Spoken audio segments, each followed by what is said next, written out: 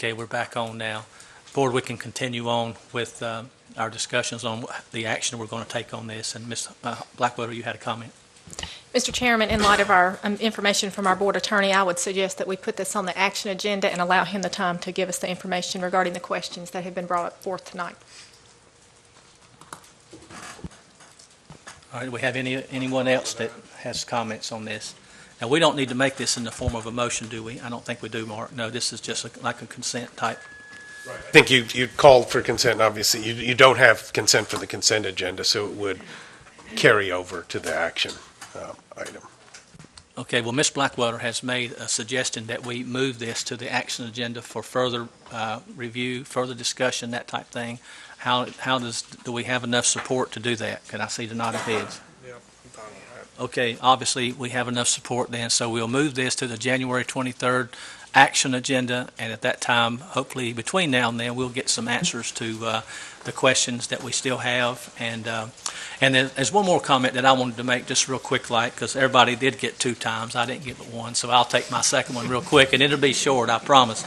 And that question would be directed really to all of us that are going to be charged with this decision, and that is, put ourselves, I think someone mentioned it a little bit earlier, about the neighboring districts, that type thing, and that is a concern with me because they've been there, we're going to be here, and long after we're gone, they're going to be here. But if there was not a monetary benefit involved in this for Cabarrus County schools, how would we look at it? Would we look at it like the neighboring districts would possibly look at it, or the districts in North Carolina as a whole? If there was not a monetary benefit, which would, be like an inducement for us to do this, where would we vote? So be thinking about that between now and the 23rd, and I'll look forward to some more discussion and some answers, and we'll move forward. Okay? Thank you, Mr. Fail. Thank you. Okay, board members, we're going to move along to the approval of some policies, new policies, existing policies. I'd like to ask Ms. Colleen Sane to the podium. If you would go ahead, Ms. Sane, and proceed with this, please. Thank you.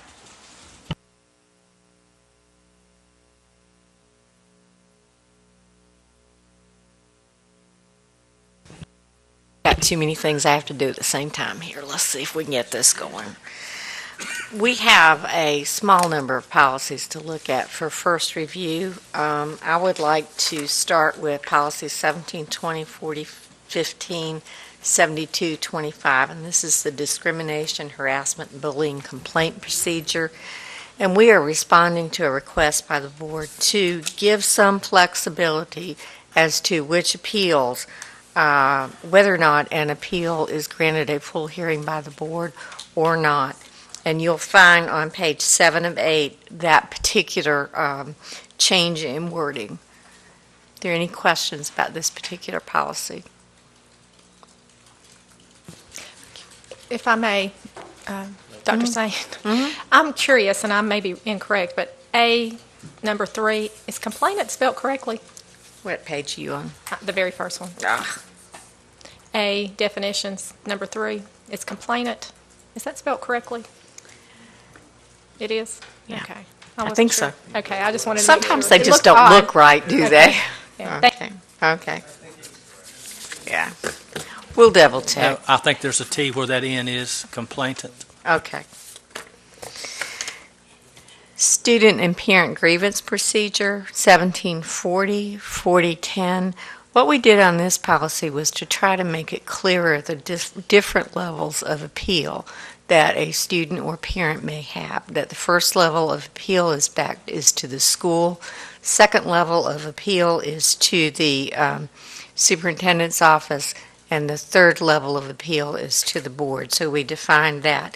In addition, we also put wording in here to give the board flexibility in deciding, again, which appeals it hears in a full-fledged hearing. Any questions?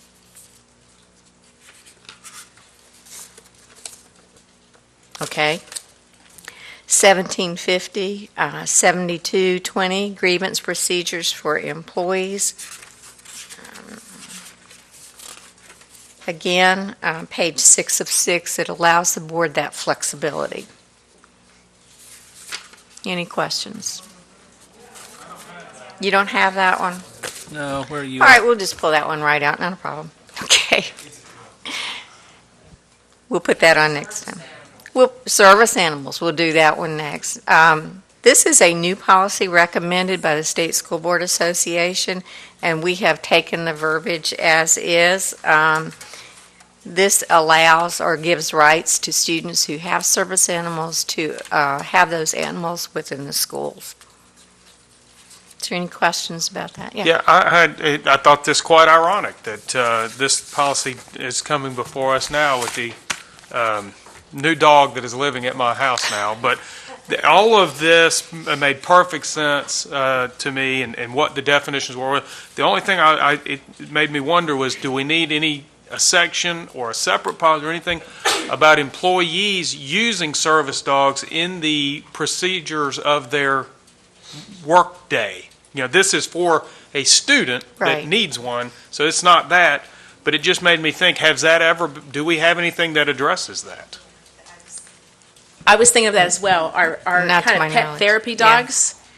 I don't think we really had a policy as such. Should we have it be in conjunction? It just seemed like this was a good time to maybe look at that. And I mean, I think you're right, it does not address that. And it specifically does not, therapy dogs are specifically excluded from the definition. So, now that doesn't mean they're prohibited, but it doesn't, this addresses, this policy was designed to address a fairly narrow development, including some federal regulations and guidance from Washington about students and when and whether they're allowed to have a service animal. So it is more narrow. I think your questions are good ones, both about employees that need service animals. They have rights to do that under the Americans with Disabilities Act Right. and other provisions, but I don't know that we have any board policy on employee use of animals. And maybe that's something I think the policy committee can look at if you want. The other would be teachers using animals in the class for therapy purposes or just to introduce them to animals or because they want to bring their animal in. I don't believe we have a policy on that point either. Okay, So- and I guess that's where I was specifically going, because not only are they being used in the EC classes, they're getting requests to use them in regular ed, which they are doing with good success and a lot of popularity. But it's just sort of out there in the middle of a gray area, I suppose. that we And probably it's need to not, address. that would not be governed by board policy. So right now, if a teacher says, I'd like to bring a therapy dog in, or I'd like to bring a dog in to show the kids the principal, it's going to be a site-based decision, and the principal would make a decision, on that, yes, you could, or raise a problem. So it's not covered by Yeah. board policy. I guess the question I always ask with that kind of board policy that's not legally required is it going to be helpful? Because is it designed to address some concern, or could it create more challenges by trying to implement something that may be working fine? I mean, that's the only Right. issue, since we don't have to have a policy and there's not a model policy there. That doesn't mean we can't. There's so many policies, as you can see, that we have to have by law, that usually I only recommend ones beyond the set ones if there's a particular problem or need. And so that's, yes, Ms. Question. Carpenter. But then, would you not get into the problem if you do that? What if Annie or little Timmy is allergic to them and then has a reaction to that? Do you not get into that problem and have the release signed or da-da-da? I mean, where is that fine line? Right. There definitely are problems, and obviously you do have students that are allergic to Because animals. that's where this came Yeah. into, that suit came into play. Was that not the whole deal? Yeah, there definitely are issues, and you've got duties to accommodate the medical needs of allergic children too. So it's often a balance. What the policy says and what the law now says is you can't, because you're concerned about allergies, you cannot have a blanket rule saying no service animals. Some districts said we've got kids with allergies, we're just not going to allow service animals. They were sued. Those districts were sued successfully, and now Office of Civil Rights has said that's not reasonable. Service animals are important, and instead you have to try to accommodate on a more individualized basis. So it may mean that the child with the service dog is either moved to a classroom that has kids without allergies, or you move the child with allergies to another classroom that doesn't have a service dog. And you've got flexibility. You have to try to accommodate both needs. And you're right, there's often competing interests, and we do have an obligation to try to accommodate both. We can no longer say no animals, period. We have to, but we also have to remain cognizant of those other needs. And it can be a challenge for our staff in trying to reach those balances. You actually have to put a notice out, is there a child that's got this? So you have to make them aware of that, is that correct? Well, it would usually be, it'd be incumbent on, if there were a dog in the area, it would be incumbent on the student with the allergy, if they haven't already put us on notice, and most of them have let the school know, to say, you need to know that my son or daughter's allergic to dogs, or whatever the service animal may be. So, and we may be on notice already if they're on an asthma plan or an allergy plan. We've worked with a number of kids that have allergies or other medical conditions already. So it is, but you're right. It's a difficult balance trying to meet both sets of needs. Just a general comment. When I attended the law conference in Asheville here recently, Mark, you was there, and when you think of service animals, you think of primarily dogs. Well, there was one district, I don't know if it's North Carolina where it was, but they had a miniature horse. Think about that. Continue, Ms. Lane. See, actually, footnote 2 or footnote 3 notes that a miniature horse can, under some circumstances, qualify as a service animal. So, and there is a push in some areas to use miniature horses instead. So, even more interesting having miniature horses in the classroom, but that is a possibility. Yes, moving on. Okay. I want to present the next two policies together, in that the State Board Association came out with an employee use of social media, which actually our committee sat together and decided that they liked the language in 7335. Basically, it's more specific than what we had before. I want to recognize the fact that we were one of the initial counties who developed policies on employee use of social networking sites, blogging in the internet, and so I feel like we paved the path for this, but they have come up with some language that is recommended by the attorneys. Any questions or discussion on this one? Board members, okay, are we good for this item 4.4 to go on the consent agenda for January 23rd? We're all good for that. Okay, Ms. Sane, I think you continue on with 4.05. Yeah, Policies on the Mr. second Chair. reading. Yes, I'm sorry. I just wanted to comment, not about a policy in particular, but that I think it would be very important that the social network policy be broadly communicated to staff. Because I've shared in the past that I have observed some inappropriate, perhaps, comments and discussions online, and we need to make sure people are very well aware. I think that's a wonderful suggestion, and I think it's important for us to take that responsibility to assure that our employees are exposed to that. Okay, policies for second read. We're going to try something new on this one. We have a number of policies for second read. Are there any policies in second read that you have questions about or you'd like to discuss further? Okay, board members? Okay, we'll move forward with this for the consent agenda for January 23rd for the approval on the second reading of these policies. Thank you, Ms. Sane. Thank you very much. Okay, we move on to 4.06, and we'll have Mr. Whitkey to come to the podium, and I think he'll be here for a couple of more items here, and we'll continue forward.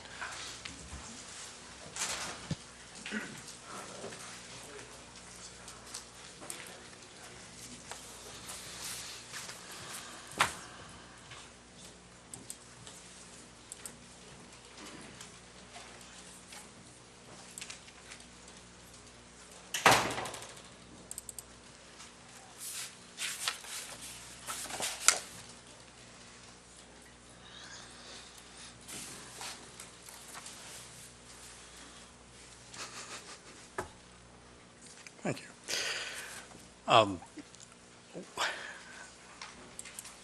Excuse me, just let me get this up to, and there we go.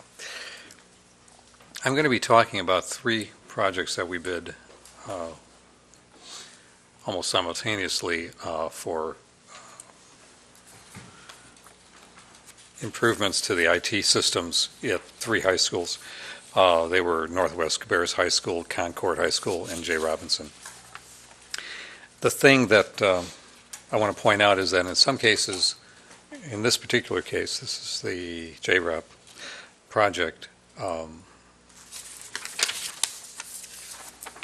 looking at two documents, so I apologize. In this case, the project came in over what our allotted budget was for it. And as a group, and I guess this is the best way to explain it, we bid Mount Pleasant Middle School, we bid these three high schools. And what we're going to recommend to the board is that we are allowed to move forward with the contracts on the basis that we will be submitting a request to DPI to move monies between the projects that came in under budget to offset the costs of the projects that came in over budget. I just gave to Kelly Klutz this evening a request document that we've prepared that will go to DPI that shows how the money will be moved between the projects. And so I would ask, I didn't know exactly how to present that information to the board. I mean, normally we just talk about a single project at one time, and that's certainly the way we've addressed it here. But in the write-up, you will note that I've indicated that in this case, this project is over budget. In the case, and we don't have, we've already, or rather you, excuse me, have already approved the Mount Pleasant project, which came in under budget. Concord High School came in under budget, and Northwest came in over budget. Among those four projects, though, there is sufficient funding to pay for all of the work for all of the projects. So our recommendation, if you will, and I can sort of shorten the agenda, if you will, is to give us authority to go forward with that request due DPI. We will have to do budget amendments accordingly that reflects those changes as well, and we are prepared to do that. I can certainly answer any questions you have. There are the bid tabs for each of the projects. And I've tried in my descriptions of the projects, though wordy, to share with you where we're over and where we're under. But if that is the pleasure of the board, I will certainly answer any questions on individual projects, however you'd like to do it. Okay, thank you, Mr. Wickey. Board members, what Mr. Wickey's asking, 4.06, 4.07, 4.08, these are all the IT projects for J. Robinson, Concord, and also for Northwest. And like he said, without being redundant, there was overages and there was shortages. And if you have any questions, pertaining to this, you got the bid tabulation sheets there that shows the low bidder and all of that. And the difference is there's enough money to cover all three of those projects there. And so at this time, if you have questions, let's move forward with the questions. If not, we'll move to the consent agenda for the 23rd. Yeah, Mr. Chair, my only question, Lynn, was what's the balance of the delta between putting all three together? I could have added them up, but I didn't. Right. Well, actually, it's all four because it includes Mount Pleasant. Oh, which is not on here. Right. Okay. That project 1, was 2, 3. previously Okay. approved.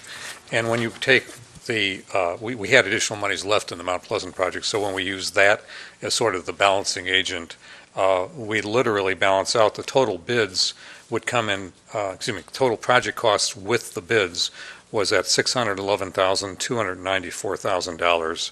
And with the revision of the budgets, we would have a total of $630,000 to cover that cost.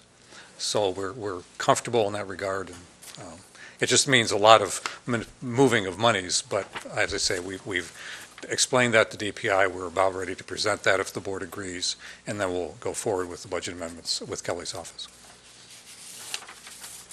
Ms. Blackwell, go ahead. Consent agenda? Yeah. Not? Okay, we're moving to the consent agenda for those three items, 4.06, 07, and 08. Terrific. Okay, Mr. Wickey, we want to move forward now with 4.09, and this is the discussion on the Northwest Cabarrus High School Gymnasium addition, and floor is yours. And Thank you. Let me just get to that.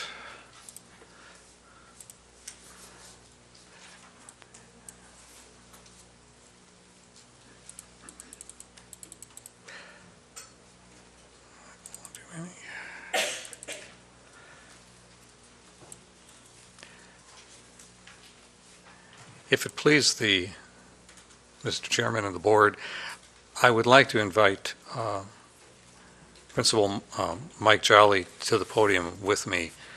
I've asked Mike, and he's courteously agreed. He put together a brief summary of the issues related to the academic issues, and more importantly, probably to some degree, what's driving this most recent recommendation is the change in the position of the State Athletic Board on the conditions that we have at this gym and the issue of wrestling in the gym. So I don't know if you've all had a chance to read the letter, but I certainly would ask Mike to talk to that degree, or to that issue, rather. Excuse me. Good evening, and thank you for the opportunity to come speak with you this evening. A few weeks before Christmas, there was a wrestling tournament where a catastrophic event occurred. There was a wrestler who, during a match, went headfirst into a wall similar to what we have at Northwest Cabarrus with the raised seating in our gymnasium, bordered by a thin mat, and as a result is paralyzed. And because of this, the state went back to the rulings in the handbook for wrestling and said you have to have 10 feet on either side of the mat for safety reasons. And due to the gymnasium set up in Northwest Cabarrus, we do not fit those guidelines. We're over a foot short on each side of the mat, and which causes a great concern for us in the safety of our student athletes as well as student athletes that would wrestle at Northwest Cabarrus. And since that ruling, we've been forced to move our wrestling matches down to the middle school, who've been very gracious to accommodate us and our athletes. But, you know, for the hard work they put in, I think they deserve to be able to participate in wrestling matches in their own gymnasium at the high school. I also wanted to point out that what the statement by the Athletic Association was that if the schools or the district choose to continue with using the existing facilities for wrestling and injury occurs, that it would be the full responsibility of the district. The association is basically saying they have no ownership of that issue. It then falls to the district to defend itself. Mr. Jolly, I have just a real quick question. We were meeting with one of the commissioners just last week. Mr. Wicke, you were there, and one of the commissioners asked, about the 10-foot rule, and we were asking how far the mats are from the wall now, and I think they were saying it's just 3, 4, 5 feet from the wall, whatever. And I've never been to a wrestling match. I don't know much about wrestling, but why is it that the mats cannot be put, the way that the commissioner put it was, why can't it be put in the center of the floor? You got all this room around it. And so, can you elaborate on that a little bit? The mat is in the center of the floor. That's how large the mats are, and that's how large the wrestling ring is. So the wrestling ring is the full width and length of the basketball court. I'm assuming that's where these are held. Is that right? It's very close to that, yes. Yes. Okay. Well, that answers that question for the commissioners that might be watching this. Thank you. Well, it says here you could buy a smaller mat. Is that something we can get around this issue by buying a smaller mat for $8,000? Yeah, Carolyn, if I may, because I do know a little bit about wrestling, the arena in play is the same size, my understanding. The only thing that's smaller is the fringe of the mat. So when you're looking that this particular injury was like a wrestling toss almost, where the kid went head first into the wall. And you all, for those of you who were on the board some years ago, Dr. Winkler, when he went up to witness some sporting events at Northwest Cabarrus High School, before they had all of the walls framed in mats, he was shocked how close and tight that gym was. When you put all of these kids on the floor, and especially things, even volleyball is too close to the edge from the field of play to the side. Basketball's too close, wrestling's definitely too close. So you can buy the smaller mat. It doesn't change the field of play. It just eliminates the technicality of the end of the mat to the wall. It's just a technicality. I think we could still be sued. I don't think that's the solution.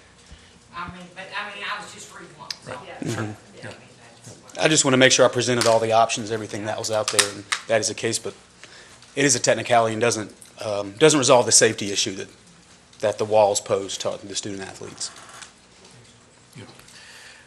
So with that, in light of that information and the need to really deal with the cost overruns that we had talked about in the previous meeting, we started to look at what would be the next best option for us. And I'm looking for and can't find the, yeah, here we go. As you go down, I believe it's the first attachment.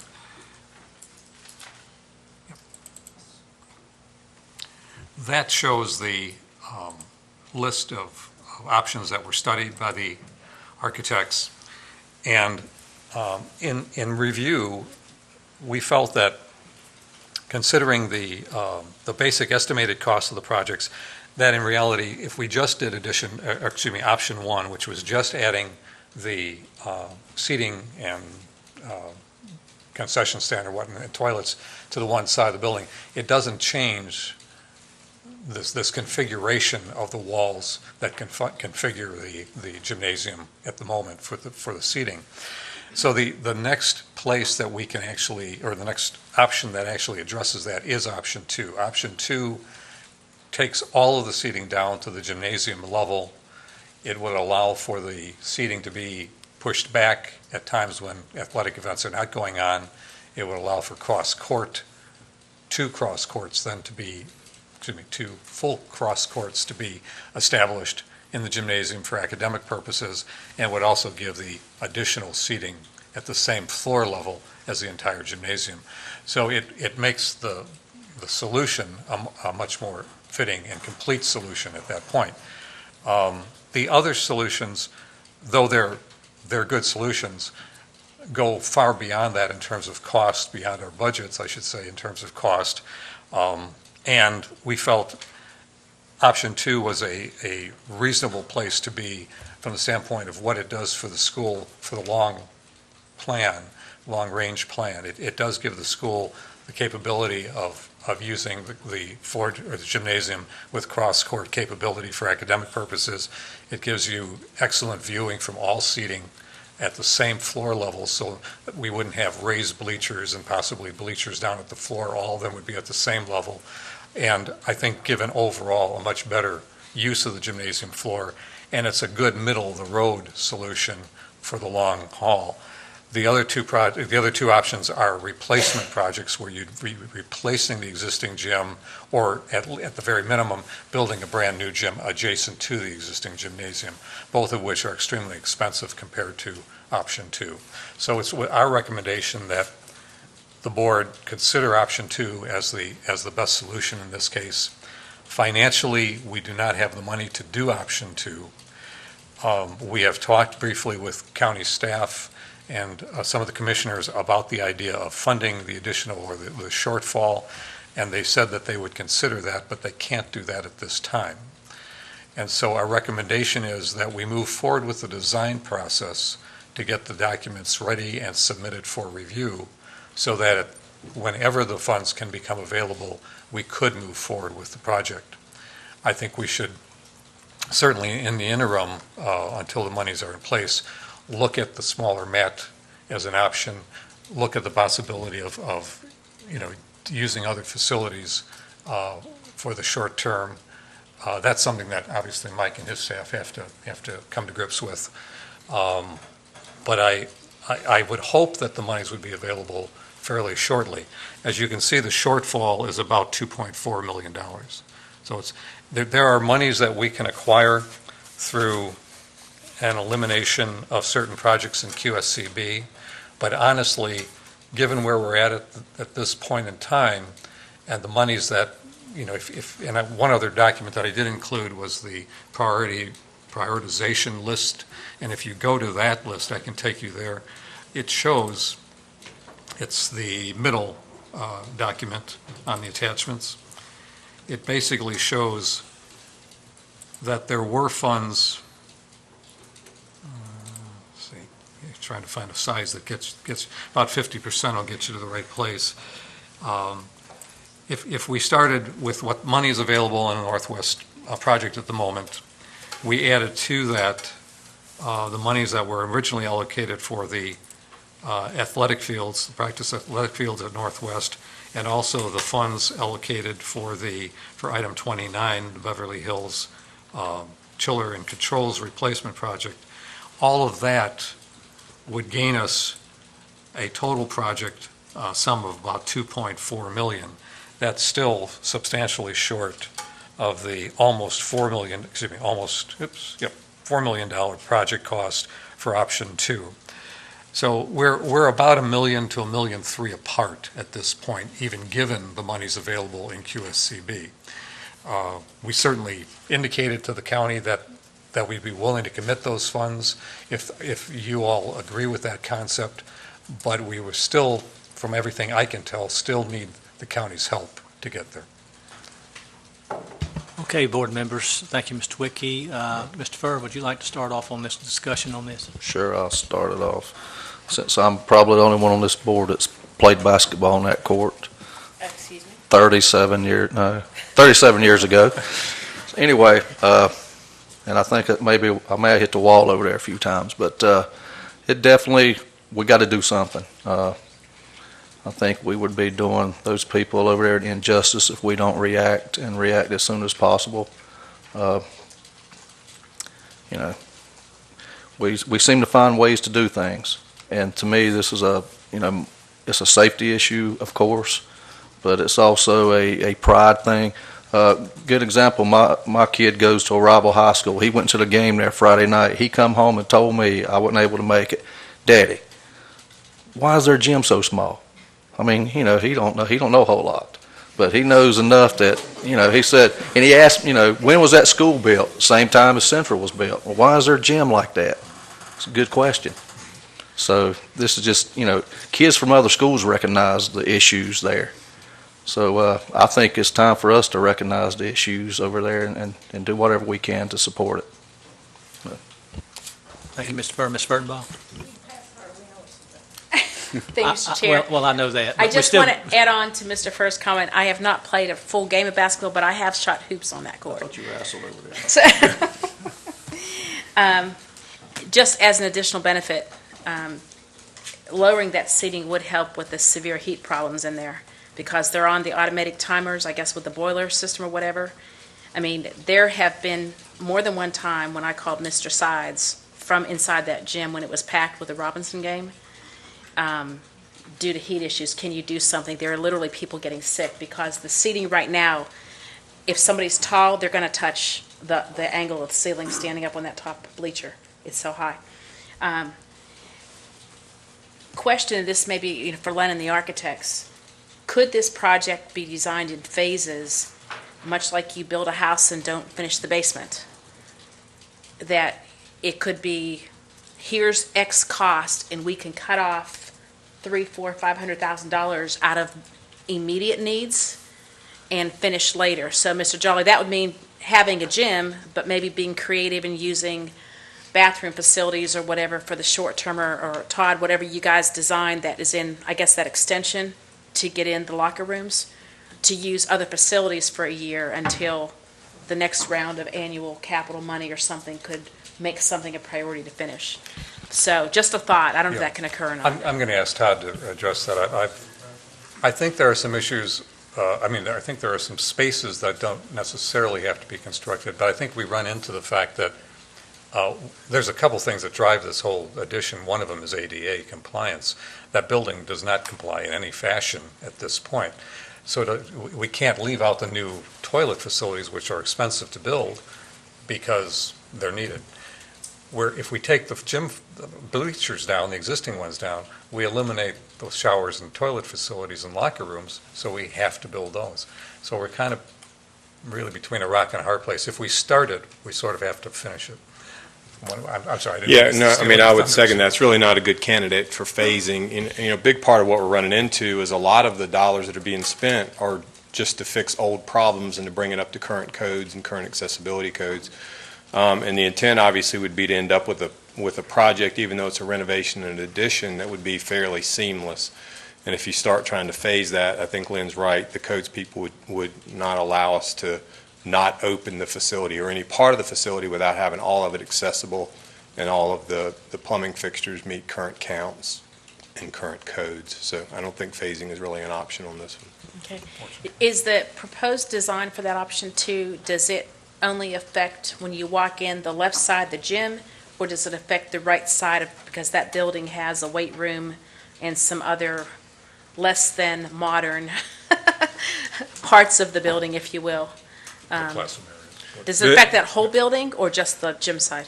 Well, I think mostly just the gym side, the lobby, the weight room, and those classrooms over there. We would have to sprinkle those as part of the entire project again to bring it up to current codes, and therefore you're going to take the ceiling down. So there'd be some upgrades along those lines, but not wholesale renovation on that side. Okay, well, you know where I'm going to go. I guess the real issue I was appalled when I went out there to walk it, because I know, in looking at all the other facilities that we have in the other high schools, it's a real shame that Northwest has the situation that they do. And, we hear the comments, and of course my son played too several years ago, so I do understand. It's a bad situation. The capacity out there is just a third of what everybody else's is. I mean, we all know the issues. The issue that I have is I want to make sure, when we're talking numbers, and this is where we have to go because it's budgets, when we're talking numbers, and Todd, I hate to put you on the spot, and you don't have to answer this tonight, but this shortage of numbers, there's no way, and this is why I had an issue with it, during our construction committee times, and then during the last discussion periods with this, was because I knew we wouldn't make the new code timeline that's going to come out March 1st. There's no way. I don't care how we could have escalated it. Even if we'd have had the monies to do it then, the design phase would take it past that anyway, and especially getting approval through the city. But my question is, have we looked at how much, and I know that's hard, Todd, because I just got my codes myself, but have we looked at how that's going to impact it as far as the budget with the new codes? I know you can't give a fast Well, I think, answer. if we go to option 2, we're really starting over as far as design goes. We got a little bit of a break. We got an email from the state a week or so ago, I think, Steve, that that start date on the 2012 code has been moved from March 1 to June 1. So the intent would be to just in the redesign to incorporate all of the new code requirements. So I don't think there'd really be a line item code change there. I think the biggest difference that we've seen in the new code is stair widths. We would be providing at least 2 new sets of stairs in this new code. They'd have to be a little bit wider, so there'd be some additional costs there. But I think that would just be absorbed into the overall construction cost for the new project. Okay, so what you're saying is this number really reflects any and all that might Correct. be prioritized Yeah, I don't think anyway. you'd see an addition to that number based on the code change. Okay, so the numbers we would really be projecting to the commissioners for an overage amount for them to hopefully provide us with would be close to accurate. Yes, ma'am. Okay, great, thank you. One other thing I did want to point out, I know Mike had another comment as well. This revised budget does include a replacement of the HVAC system that serves that unit. Right now, literally, if we have a sporting event in the gym, we have to turn on the system for the whole school. And that's one of the reasons when Joe was trying to say, okay, we'll dial it down, well, you can dial it down, but it might take you 4 hours to get the whole temperature down because you're feeding the entire facility. Okay, yeah. So this will address that by actually having a separate standalone system just for the gymnasium. Okay, continuing forward, Ms. Minot, you have some comments you'd like to make? I just have one question. Did I understand you correctly that you would still take the QSCB funds and hold them until the other funds come available? Are you allowed to do that? Yeah, yes and no. The caveat to that is that we have to get this done within the 3-year time frame. So there really is a time limit, and that's an excellent question. Because we can hold for theoretically for about 6 months to a year.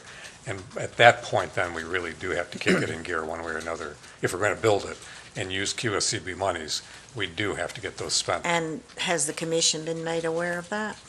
Yes, they are aware Okay. of that.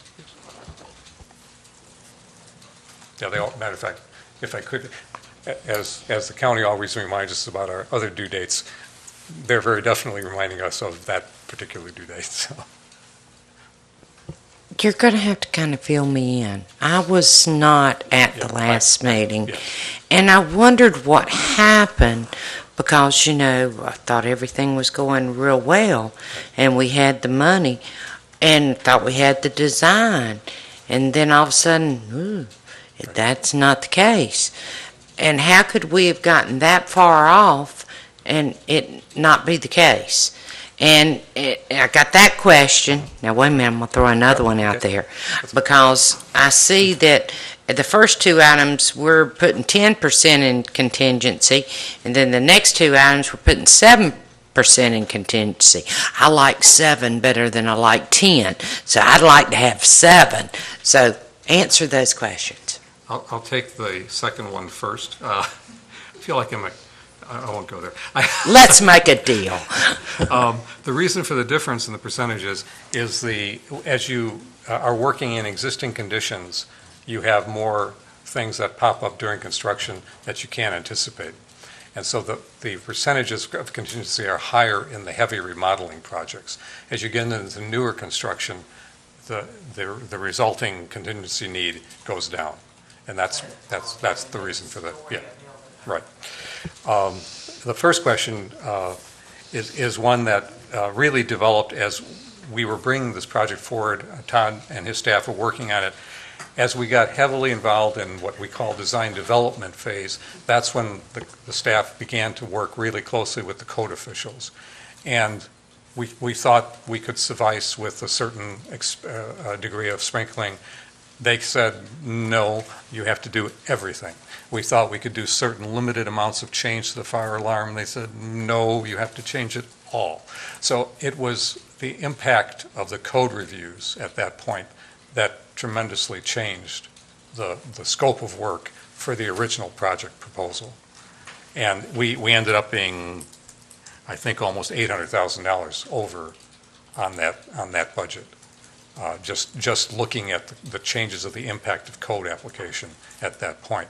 And when that happened, we sort of scratched our head and said, well, excuse me, and at that point, oddly, we got the letter from the association, the athletic association, saying, by the way, in addition to what you're doing, think about the problem with the walls, because that is a much more significant issue. So that's when we took those two things into account and decided that we really need to look at this much more carefully, because we'd be building something that isn't everything we need, and then on top of it, we're not addressing these wall configurations that are a significant hazard to both athletes and insurance policies, to be blunt. So that's the reason we brought this other scenario forward, is that we, one, went over our estimated budget when the code officials looked at it and I hate to use the word demanded, but applied the full requirements of the code to the project. Had we did any design work at that time at all? We had done preliminary design, what we call conceptual design. And conceptual design is simply looking at floor plans and overall designs, looking at structure to make sure it fits. But it's kind of at this level, and then you take design development and it gets into that level of detail. And it was just that difference when we got into it all, we started looking at the code implications, that it became a significant issue. But we hadn't did actually designs in at that point. Not prior to that point, no. I was about to say we'll trade those in on that other part. Okay, thank you very much. You're welcome. And if I may Sorry. add something, we've talked about the safety and the pride and lots of other reasons, but also just wanted to mention the instructional piece that the split level court causes for Northwest Cabarrus. We're at a state that I put in the document that you guys have, where North Carolina 1 out of 5 children is obese, and physical education is extremely important. It's a state requirement. The health and PE class, as well as the modern fitness, the advanced PE, the weightlifting, other electives, dance, anything else that we could have the opportunity to provide. We are severely limited in what we can offer our students because of the gym. I've seen modern fitness classes take place in the lobby. We're also limited in the number, since we're limited in the space, we're limited in the number of students we can offer the courses to, which also affects our other classes as well. If we can only fit 30 students in a PE class, then that means our math classes might be a little bigger, or our other electives will be a little larger as well. So it goes way beyond just the safety and the pride issues that we have. There's also that big instructional piece that kind of hamstrings us when building a schedule and providing the best opportunity for our students. Okay. As far as the question at hand of whether we need to proceed with design, I agree. I think we should. Clearly, there's something wrong out there that you can take a look around and see, and obviously there's a lot of people that think the same thing, and obviously they're not Alabama or LSU fans. Oh,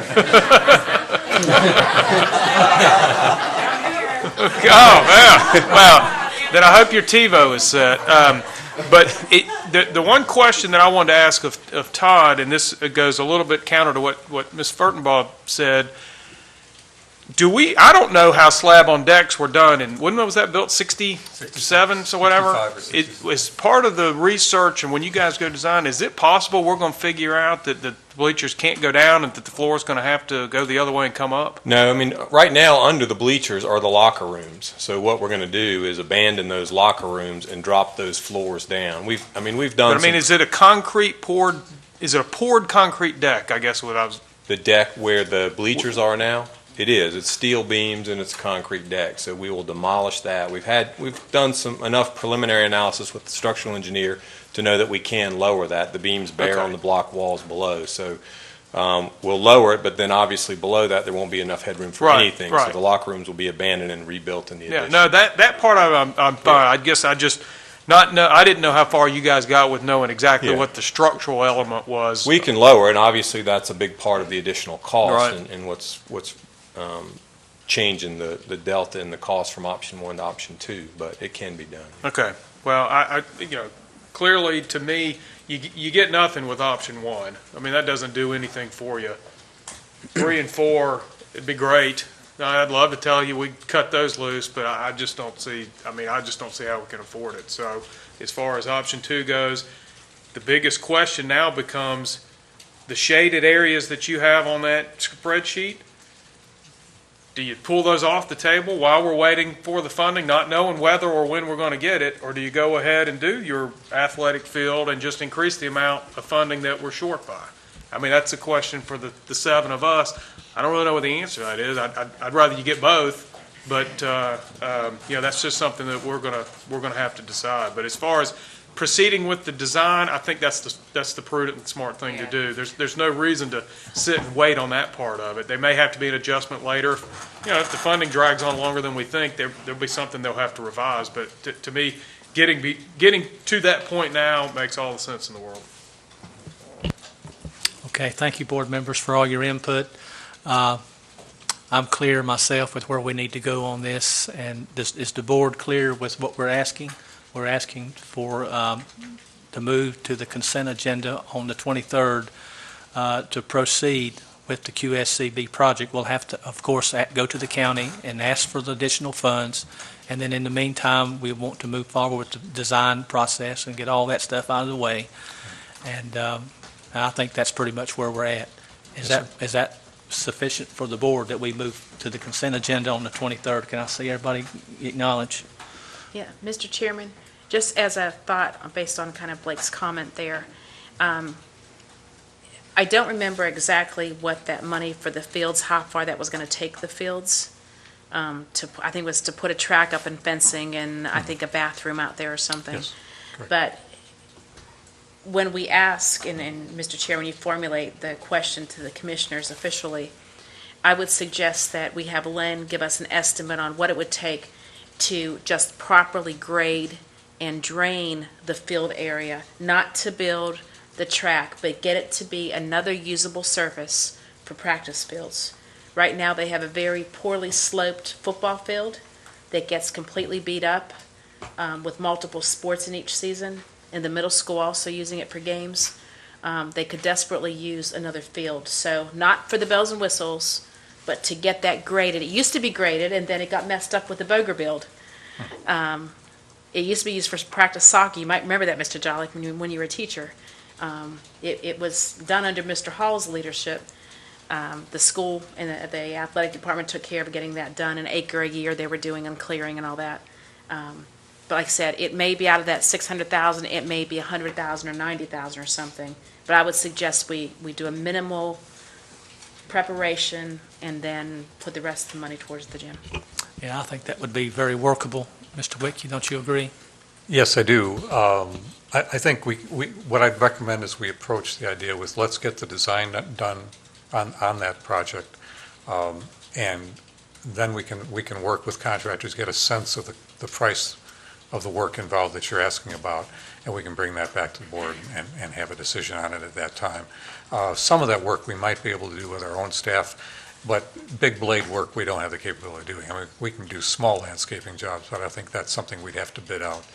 And it needs the drainage. I don't think the drainage was Definitely. put in. That was actually supposed to be in the Boger contract again, and Right. it was not done. We had some issues with that. Well, it's all So- about funds usually. Well, Run out of no, money. it was forgotten. Miss Blackwater and I discovered the mess that had occurred. I distinctly remember we came back from Greensboro from the annual conference one day, and she was going to drop me off. She said, "Why don't we swing by and see what Boger looks like?" And we got over there, and she called Mr. Masters from her car. Do you remember that? And saying, "What the heck is going on?" I think it was a little more. that nicely? I don't think so. But anyway, let's move on forward, board members. So, Mr. Wiki, we'll move this to the 23rd consent agenda. Thank you. And in the meantime, you and I have a discussion about what we're going to talk to the commissioners about it That sounds sometime in the great, Mr. future, Chairman. okay? Very good, thank you. Okay, board members, we're going to move on now to 4.10.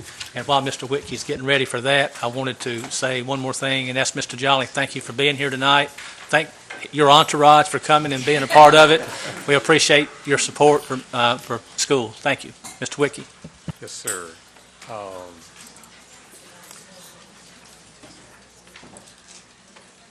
I do want to apologize a bit. We tried in many, many ways to get this to you to look at, and I know that many of you were aware of this document in preparation. It's been worked on for quite some time, and the person I worked with in reviewing this document was Susie Morris with the county, and the county actually used one of their consultants. The consultant that did the land use planning for the county was actually hired to do this document for them. And the document, in Susie's words, was to act as an instrument to assist, I guess it was called at one point, the Blue Ribbon Committee for Site Selection of schools within the county, or sites for schools in the county. And it was felt that at that time, that committee lacked sort of something to fall back on. We didn't really have strong design guidelines at that point in time, certainly nothing that was published, and they were sort of kind of hard-pressed to make a decision that sort of met all or someone, what everyone would assume would be the best choices of sites that they came upon. So the idea was that they would come up with a document that in some ways parallels our design guidelines, and actually in many places it does, but also goes beyond that. It goes far more into land use planning, into zoning related issues, into traffic control recommendations. And the reason for that is twofold. One is to assist, and give help to the site selection committee, which is a blending of people from within our school system and from the county as well. And also to act as sort of the forerunner because they deal with a lot of developers in the good times when they want to build housing developments here. And they're really the first people that are, the zoning department, certainly the county, and the land use planners are the first people to have contact with those developers. And the developers are always interested in knowing what might be put upon them in terms of if they develop enough housing, what are the demands with relationship to schools. So the county felt that if they could come up with a document that would address both of those needs, that it would make sense to have something in hand. And that was the origin of this document. And so I've reviewed it several times with Susie, and as I mentioned to a couple of you, my input was not only review, but there's a difference. If you check red line for line, you'll find that the area differences, recommended areas of sites, is different between our design guidelines and the counties in this document. And the reason for that is that their document reflected the old numbers. Our design guidelines, in our school design guidelines, reflects what our recommendations are for the new site sizes. And what I've convinced Susie to do is to put in simply that those were the recommended areas of buildable area. Because as I mentioned to her, the number of sites we received just didn't have, they had sufficient building area, but that was about it. I mean, a good example is literally Patriots, which if you were there during the construction, you literally had the building footprint, and beyond that, you didn't want to build anything else. I mean, you could build grassed areas and play areas and parking, but you weren't going to put building anywhere else beyond that one little limited footprint. And that's just not the best way to be planning a school facility. So I think that she was receptive to the idea of saying, okay, that's what we will define as an absolute minimum buildable area of site. And then if we have wetlands or we have areas that are dedicated to traffic flow or whatever, that's an addition to that. So with that, I'll certainly ask you for any questions you might have. Yeah, you're right, Mr. Wiki. Another example is the Harris Road and the Odell replacement, all that environmental, the wetlands that's out there. See, that's not buildable. And we had to put these walls up and do all this kind of stuff, But Right. Anyway, what's the pleasure of the board? If you have discussion, let's start with Ms. Minot on your end. If you have any discussion on this one.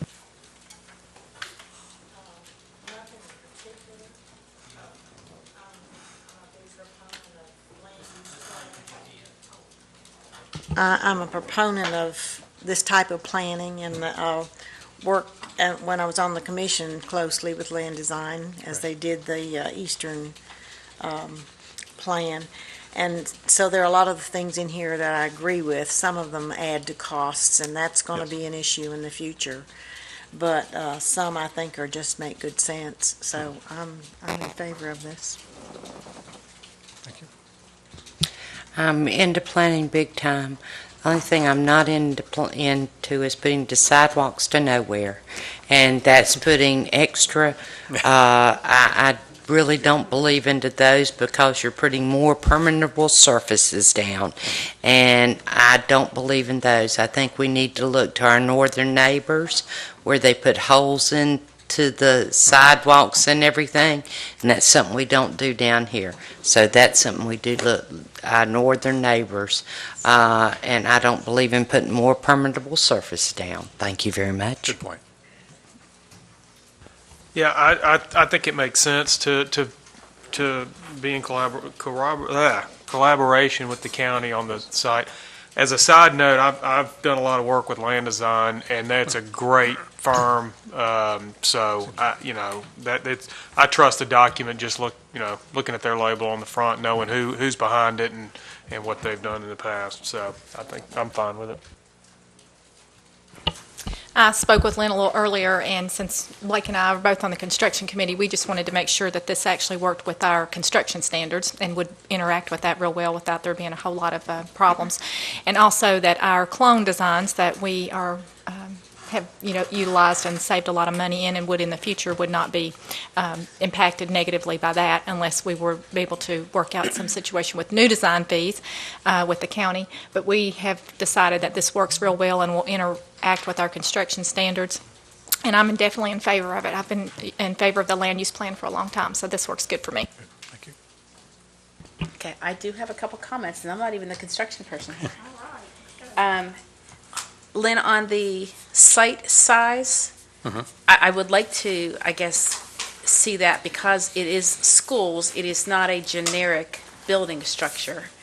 Right. DPI has ranges. I'd like to see NCDPI referenced, perhaps even if it's not the exact numbers, but say that is the, may fluctuate because what doesn't I don't see DPI, it just says minimum usable acres. I believe DPI has a range. It does. And it may be for single-story, double-story, triple, et cetera type schools. I'm not sure what the ranges are or how they're defined, but I'd like to see that defined. Like I said, it's not a generic building, it's a very specific North Carolina school site building.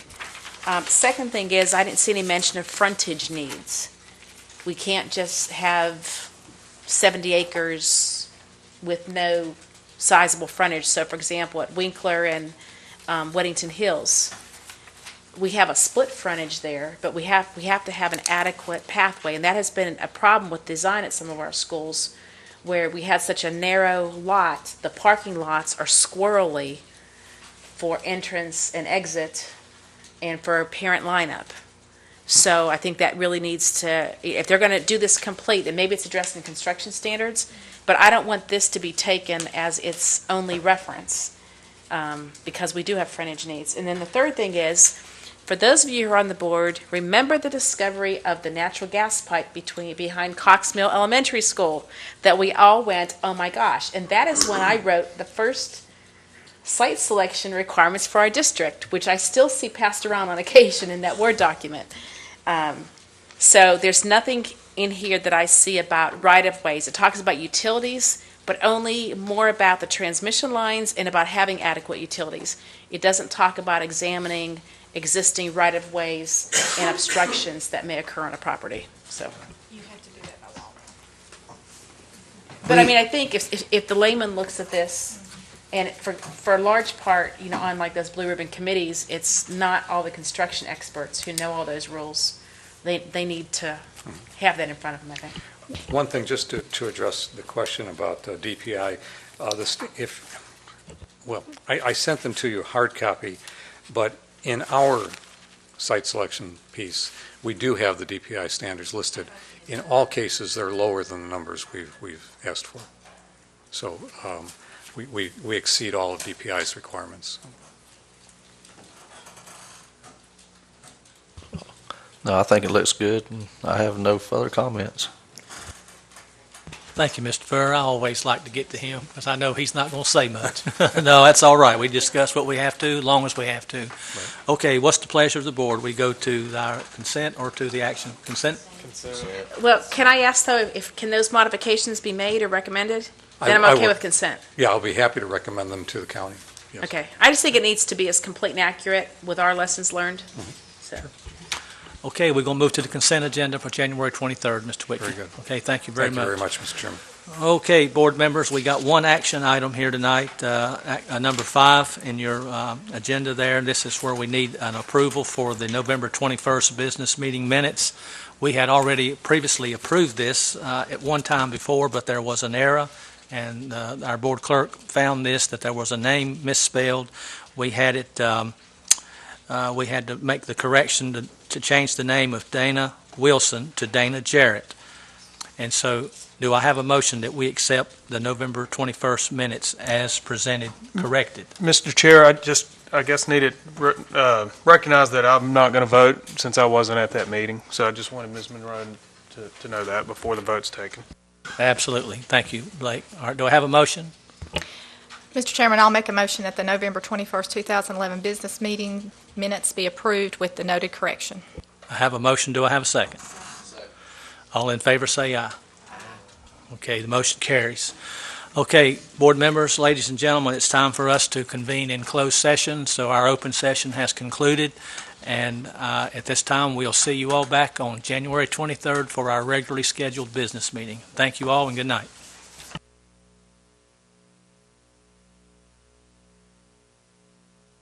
Board members, let's take about 5-6 minutes, get on back in here and get this finished up.